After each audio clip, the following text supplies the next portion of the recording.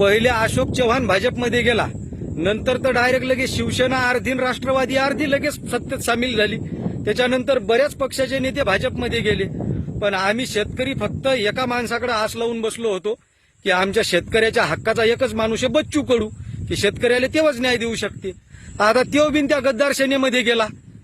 आता फक्त एकदा राहुल गांधीले काही करून राहुल गांधीले भाजपमध्ये घ्या, म्हणजे आम्ही मरायले एकदाचे मोकळे आणि आमचे लेकरं काशीले पित्रा घालायले मोकळे होतील शेतकऱ्याचे लेकरं. तेवढंच एक आता फक्त पाहायचं राहिलं, बाकी सगळं झालं. लाज वाटाय पाहिजे राजा या बच्चू कडूले.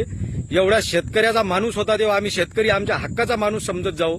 ते तेव्हा त्याने ते कर्जमाफीसाठी आंदोलन केलं तर बरेच लोक त्याला शिवा देऊ लागले. बरेच लोक मध्ये गद्दार निघला, हे मॅनेज झाला. पण आम्ही शेतकऱ्याने त्याला सपोर्ट केला की नाही, म्हणलं बा आमच्या हक्काचा माणूस आहे, आमच्यासाठी लढा देईल. तर आता ते म्हणते मी दिव्यांगासाठी शेतकऱ्यासाठी सत्तेत सामील झालो, त्या सेनेत गेलो शेतकऱ्यासाठी आणि त्या दिव्यांगासाठी मी हातात बाण घेतला. अरे पण तेव्हाच बाण तू आता आमच्या छातीत उरात मारा लागला, याचं काय? लाज वाटाय पाहिजे राजा या नेते आले. काही जनतेले येड्यात काढा लागले आणि कोण्या पक्षात जा लागले, काही खरं राहिलं नाही. आता सगळे एक व्हा म्हणा आणि चांगली लगे हुकुमशाही गाजवा. काँग्रेस भाजप सगळे आहे ना जे एक व्हाय पाहिजे. आता विरोधात कोणीच राहू नका, कोणीच कोणाला विरोध करू नका आणि त्या इंग्रजासारखं शासन आणा. जय जवान जय किसान.